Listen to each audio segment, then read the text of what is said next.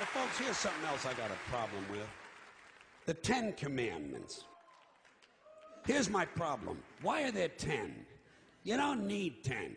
I think the list of commandments was deliberately and artificially inflated to get it up to 10. It's a padded list. Here's what they did. About 5,000 years ago, a bunch of religious and political hustlers got together to try to figure out how to control people, how to keep them in line.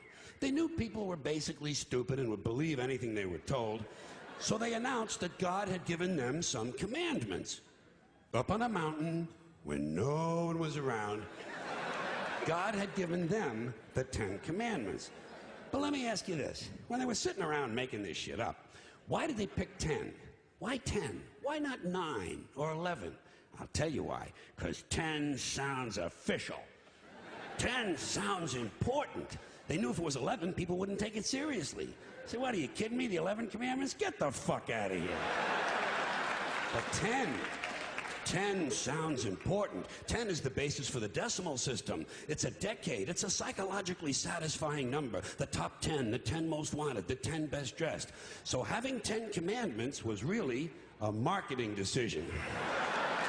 And to me, it's clearly a bullshit list. It's a political document artificially inflated to sell better. I'm going to show you how you could reduce the number of commandments and come up with a list that's a little more workable and logical. We're going to start with the first 3, and I'll use the Roman Catholic version because those are the ones I was taught as a little boy. I am the Lord thy God. Thou shalt not have strange gods before me. Thou shalt not take the name of the Lord thy God in vain. Thou shalt keep holy the Sabbath.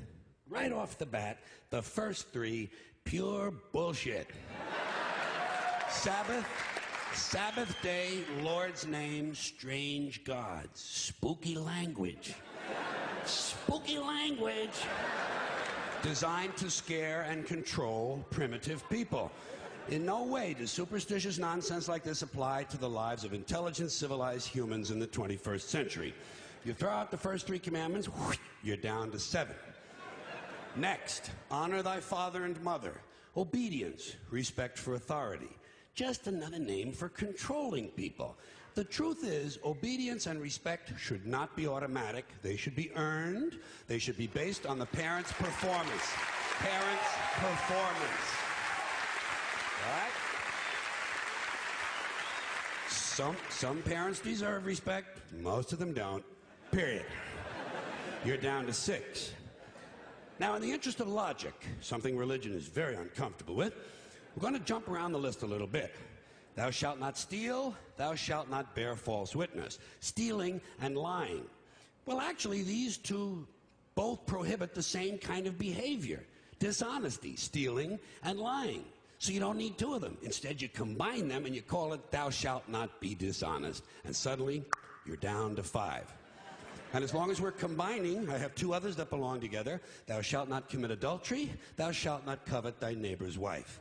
Once again, these 2 prohibit the same kind of behavior, in this case, marital infidelity. The difference is coveting takes place in the mind, and I don't think you should outlaw fantasizing about someone else's wife. Otherwise, what's a guy going to think about when he's waxing his carrot? But marital fidelity is a good idea, so we're going to keep the idea and call this one, thou shalt not be unfaithful. And suddenly, we're down to 4. But when you think about it, honesty and fidelity are really part of the same overall value. So in truth, you could combine the 2 honesty commandments with the 2 fidelity commandments and give them simpler language, positive language instead of negative, and call the whole thing, thou shalt always be honest and faithful, and we're down to 3. Thou shalt, they're going away fast. Thou shalt not covet thy neighbor's goods. This one is just plain fucking stupid. Coveting your neighbor's goods is what keeps the economy going. Am I right? Your neighbor gets a vibrator that plays "O Come All Ye Faithful." You want to get one too. Coveting creates jobs. Leave it alone. You throw out coveting and you're down to 2 now, the big honesty and fidelity commandment, and the one we haven't talked about yet, thou shalt not kill, murder, the 5th commandment. But when you think about it,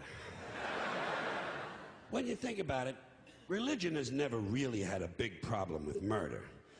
Not really. More people have been killed in the name of God than for any other reason. All you have to do... Shit.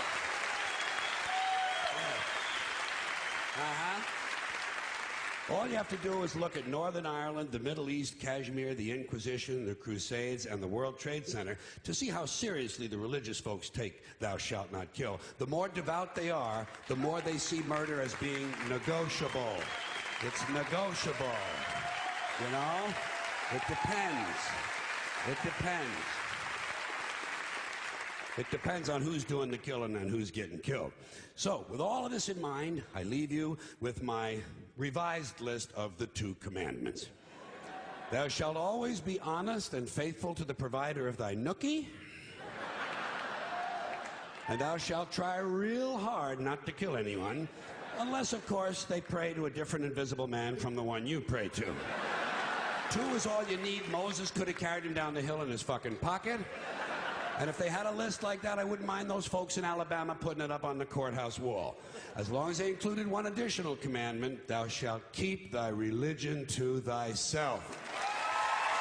Thank you. Thank you. Thank you, everybody. Thanks for coming in. I appreciate it.